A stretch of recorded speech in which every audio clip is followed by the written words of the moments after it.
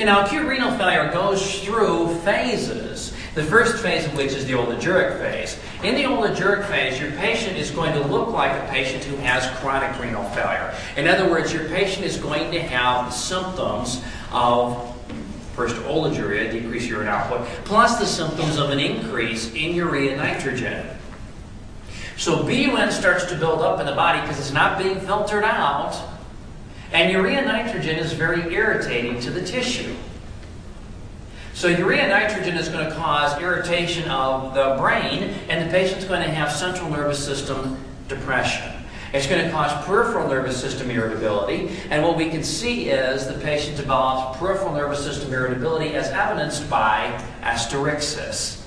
To test for asterixis, you ask the patient to hold their arm out at their side and raise the palm up. Because of peripheral nervous system irritability, the patient cannot hold their hand up. Instead, the hand will flap. That's called asterixis. We also call this liver flap because it happens in patients who have liver disease and have a high ammonia level. So that's asterixis. Now, urea nitrogen is also irritating to other parts of the body, like the GI tract. And the patient can then develop anorexia because they've got mouth sores, etc., or GI bleeding, also as results of that high urea nitrogen.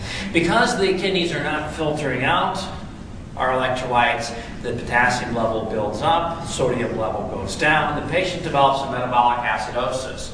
Now, in acute renal failure, remember that all this stuff is happening suddenly. Not only is it happening suddenly, but it's happening secondarily to something else. Acute renal failure is a secondary disease. Nobody comes to the hospital with acute renal failure. They come to the hospital with sepsis, or the patient came to the hospital with a myocardial infarction, and then develops acute renal failure. So acute renal failure is secondary to something else, and because of that, it has a high mortality. Mortality in acute renal failure is approximately 40%.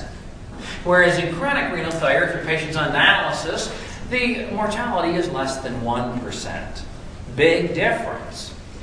Again, it's because acute renal failure is sudden and it's secondary to something else. So our patient is not going to tolerate these symptoms very well. Although the treatment is similar to chronic renal failure, and then we're going to do dialysis, fluid restriction, and renal diet. Again, remember that it's quite different than chronic renal failure, and that the patient's going to tolerate these things a lot less than they do in chronic renal failure. So what would be more helpful is to do daily dialysis in this patient population than every other day dialysis. See, when we do dialysis every other day, we allow those waste products to build up, then we dump them off. Build up, dump them off. If we do daily dialysis, there's less of a buildup. Okay? And that's associated with fewer complications and a lower mortality rate. The next phase is called the diuretic phase, and in the diuretic phase, as the name implies, your patient starts to diurese. At this point in time, your patient may be diuresing quite a bit. So the urine output in the oliguric phase may have been 5 cc's an hour. Now the urine output increases to 200 to 300 cc's an hour. Dramatic increase in urine output. But what's happening is the kidneys are just opening up. Okay, so they're just kind of opening up and letting stuff spill through. They're not filtering. So your patient will continue to need dialysis to filter out the waste products, but at the same time may also require fluid and electrolyte replacements. Now that's weird. All right, you got this patient who's on dialysis who's getting potassium supplements and fluid boluses. Okay, so kind of a strange point in time here when the patient's in the diuretic phase. But the diuretic phase is a good sign. It indicates that your patient is starting to recover. Then lastly, we have the recovery phase. So this diagram here is illustrating that in the oliguric phase, the BUN creatinine will rise sharply. That during the diuretic phase, the patient starts to dump off some of that BUN creatinine, and we end up having the BUN creatinine lower considerably. Doesn't come back to baseline, but we do dump off some of that BUN creatinine.